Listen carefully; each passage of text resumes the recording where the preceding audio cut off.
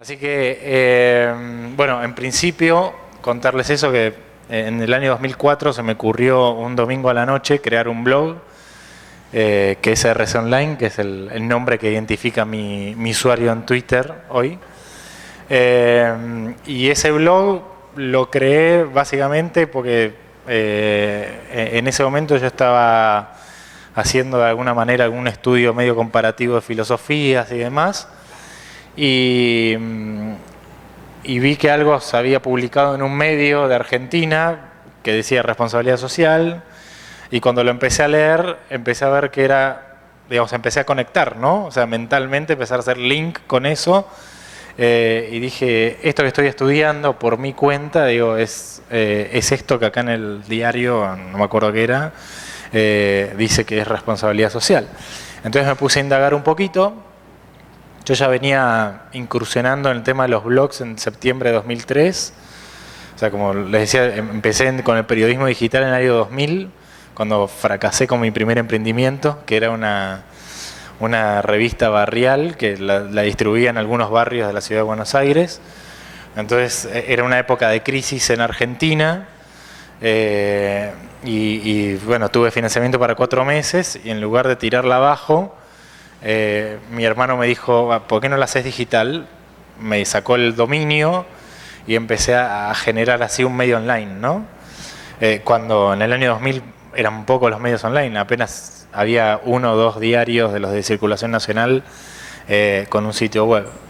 Entonces empecé a incursionar en ese campo, lo hacía en un modo muy rústico, pero como les decía, en 2003 salió Blogspot, que hoy todo el mundo lo conoce porque está asociado a la cuenta de Gmail y toda la cosa, y dije, uy, a ver qué es esto, y me largué a inspeccionar por ahí y hice un blog del sitio de la revista esa que todavía la había mantenido en digital. Entonces ya ahí tenía el training, me había gustado, que era una plataforma en la que uno podía publicar, digamos, de manera muy instantánea. Y cuando en 2004 salió esta idea de hacer un blog de RCE, porque no había ningún otro, al menos en español, ni dudé y lo hice en un blog, ¿no? O sea, hoy ni siquiera dudaría en hacer un blog, digamos, en ese momento ni dudé en hacer un blog. Porque hoy ya es algo común, ¿no? Entonces, empecé con ese blog y el primer post que hice fue, bueno, ¿qué es responsabilidad social? No di una definición mía, sino que, porque lógicamente no la tenía, no tenía el conocimiento para hacerlo. Entonces hice como un raconto de las distintas definiciones que había por ahí, que encontré dando vuelta en el incipiente Google de 2004, ¿no? Y así fue que creé el primer blog y después empecé a postear de otras cosas y me empezaron, casi que al mes de empezar con el blog ya me empezaba a llegar información de distintos lugares. Una de las primeras fue justamente en mi universidad, la UCES, que estaban haciendo una jornada de comunicación y RCE en ese momento. Los publiqué en el blog y demás, y a los 2 meses ya me empezaban a llegar los primeros libros de gente que ya estaba escribiendo libros sobre el tema, y me llamaban o me escribían mails para decirme a ver una dirección física donde enviarme un libro y demás. Entonces fue como que yo fui creciendo en la RC gracias a mi blog, ¿no? De alguna manera. Y bueno, después me tomé un año, que fue el 2005 básicamente, cuando después de probar esos meses de 2004, en 2005 dije, tengo que ver cómo se implementa la responsabilidad social, porque estaba muy lindo en la teoría, ¿no? Que es lo que nos puede pasar en las universidades, en los lugares de estudio, que nos cuentan lo que es la RC, todo, pero hay que verla, digamos. Me interesaba ir a los lugares a ver cómo es que se hacía la responsabilidad social, cómo la estaban gestionando las empresas. Y me tomé todo ese año básicamente para ir a distintas empresas a ver qué estaban haciendo. Creo que ese año hice 2 posts en el blog, unas cosas así, y después en el 2006 retomé, ¿no? Pero ya retomé con otro conocimiento, con otro background que tenía y que yo traía encima. Después también fue una época que empecé a comprender, por ejemplo, cómo leer mejor los reportes de sostenibilidad, ¿sí? O sea, ustedes saben que una de las herramientas principales de comunicación que tiene una empresa es su reporte de sostenibilidad o de responsabilidad social, ¿sí? Es un documento, generalmente se emite de manera anual, en el cual la empresa rinde cuenta de su gestión, ¿sí? Básicamente en lo que es su impacto económico, su impacto ambiental y su impacto social, ¿sí? Lo que se llama la triple cuenta de resultados. Entonces, dentro de lo que es ese impacto, ¿sí?, la empresa genera este reporte, que este reporte se realiza a través de indicadores, de GRI, hay algunos, o puede ser la comunicación de progreso de Pacto Global, digamos, si la empresa está adherida a esa iniciativa de Naciones Unidas y demás.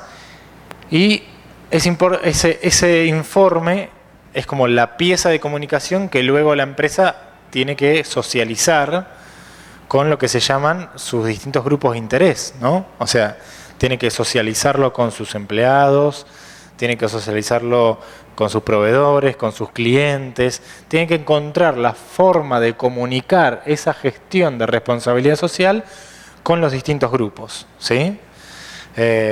Nosotros, por ejemplo, en Capacitarse, que es la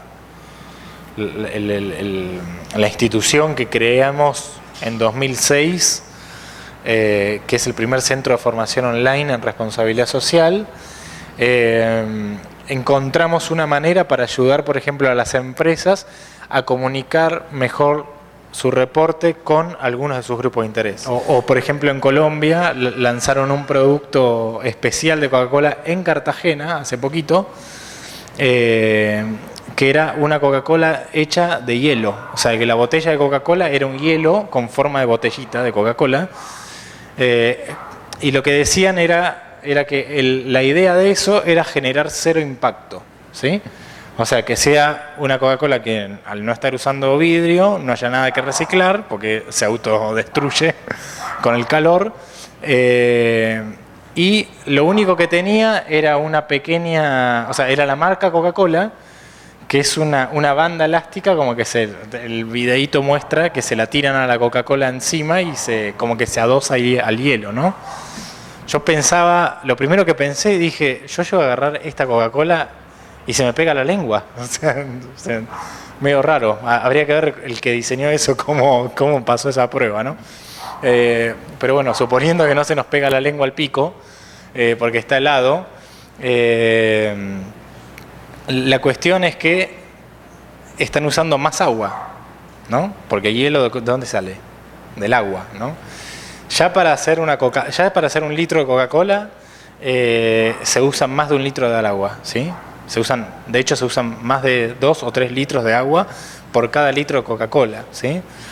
Para lavar el azúcar, escuchen esto, para lavar el azúcar que contiene 1 litro de Coca-Cola, ¿sí?, se necesitan 75 litros de agua, ¿sí? O sea, la huella hídrica de una empresa como Coca-Cola es muy grande, ¿sí? Entonces, ¿qué pasa? Lanzaron este producto en Cartagena, Indias, como diciendo, wow, es un producto totalmente sustentable, porque lo único que después hay que reciclar es esa bandita elástica, ¿sí?, que al derretirse todo te queda y, no sé, la pondrás en el cesto correspondiente de los papeles, ¿no? O cartones, o no sé de qué será. Pero la cuestión es digamos, ahí la empresa, ¿qué hace? Está trasladando el gasto energético que tiene la empresa digamos, en realidad sí, se está trasladando para sí misma, ¿sí?, el gasto energético de generar una bebida fría, ¿sí? O sea, la Coca-Cola, ¿cómo llega al supermercado donde ustedes las compran? Llegan digamos, tibia, ¿no? Así que, digamos, llegan en un estado natural, digamos, en cuanto a su refrigeración, no llega fría, ¿sí? O sea, en el supermercado hay una heladera en el cual el repositor del supermercado la mete ahí y uno tiene la opción de comprarla fría o en estado natural, ¿sí? Entonces, ¿qué pasa? Supongamos que la mayoría de los clientes la elige agarrar del mostrador, ¿sí?, no de la heladera. el gasto energético, digamos, está trasladado en ese caso al consumidor, que es el que lo pone después en la heladera de su casa y se toma la Coca-Cola fría. Ahora, la empresa tomó esa huella, la tomó para sí misma, al generar una botella de hielo.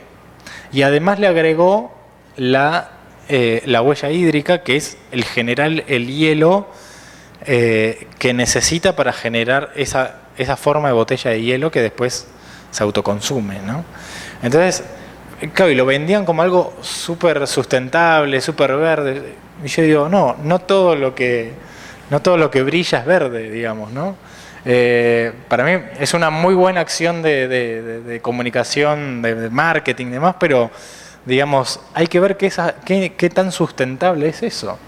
Digamos, realmente no pude encontrar, por ejemplo, ningún estudio que me dijera cuánto dióxido de carbono se genera por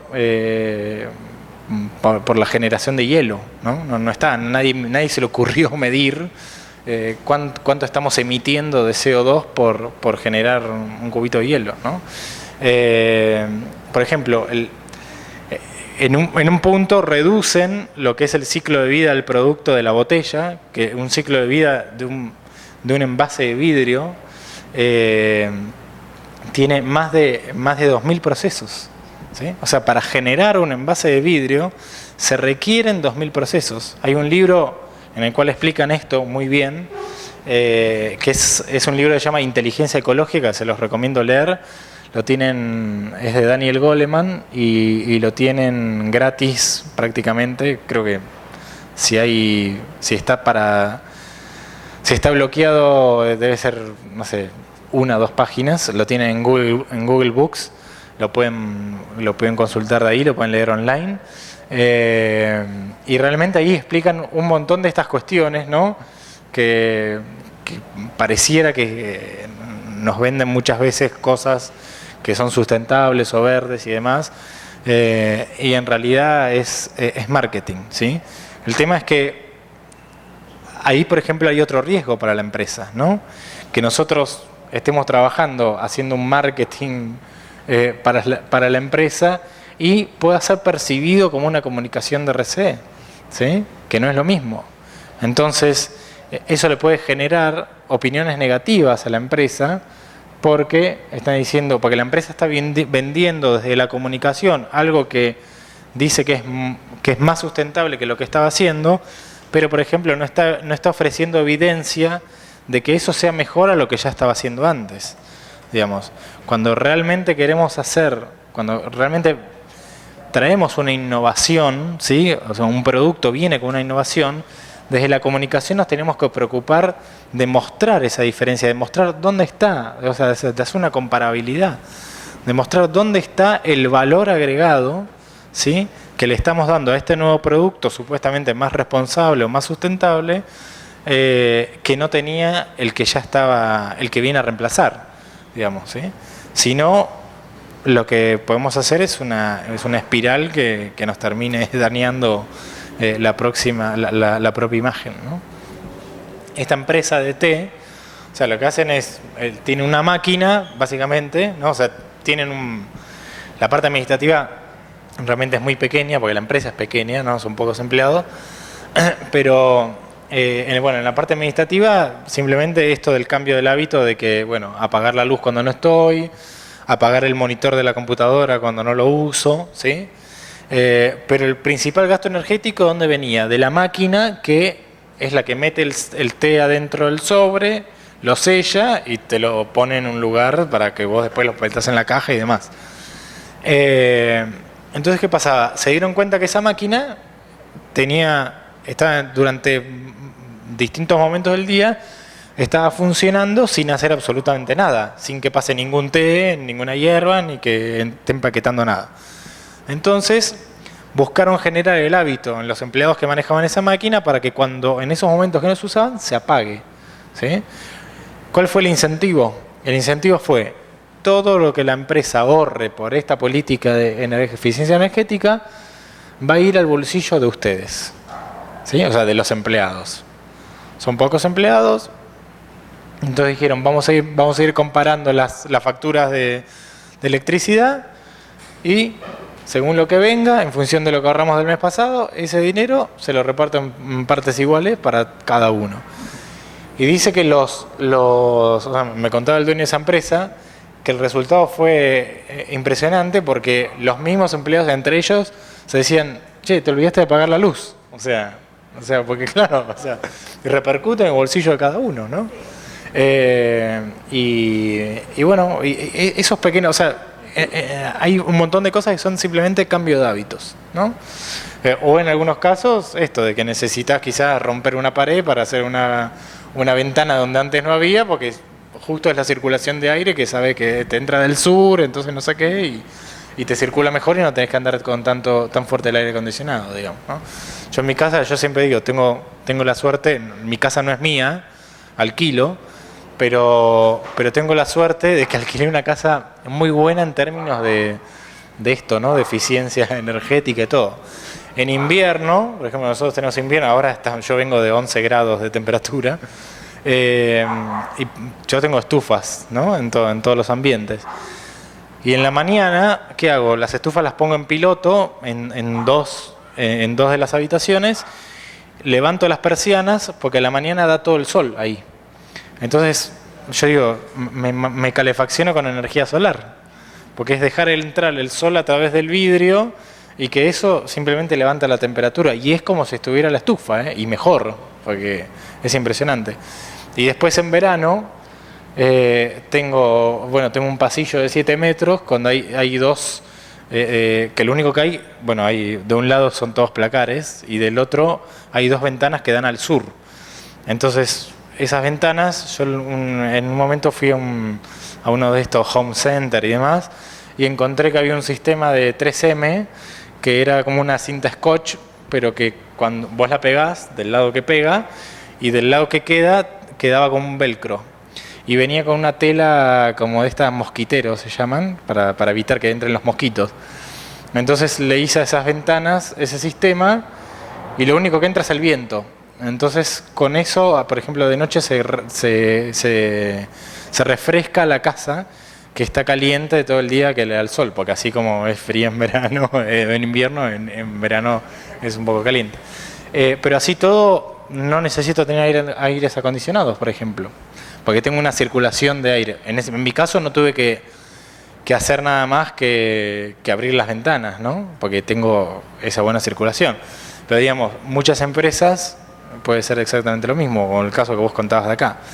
O estas empresas que ahora están sumando los paneles solares o los calefones solares, por ejemplo, cuando tienen los que tienen operarios que después de trabajar se duchan ahí en el trabajo y demás, usan ese sistema, digamos.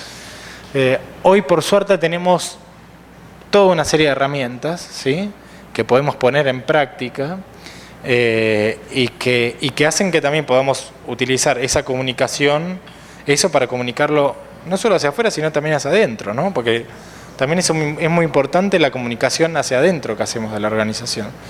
Porque esos hábitos que necesitamos cambiar no se cambian solos, digamos. Ahí necesitamos una acción de comunicación muy fuerte, ¿sí?, en la cual tenemos que ver también qué canales estamos utilizando a nivel interno, qué es lo que estamos, cómo estamos llevando ese mensaje, ¿sí?, y cómo vamos a plantear esto de los incentivos y los compromisos y demás, porque mucha gente, muchos empleados, muchas empresas dicen, ¿para qué me voy a gastar hacer eso si lo que me pagan es una miseria y lo que fuera? Entonces no hay un incentivo para eso, ¿no? O sea, como que siempre primero lo primero, ¿no?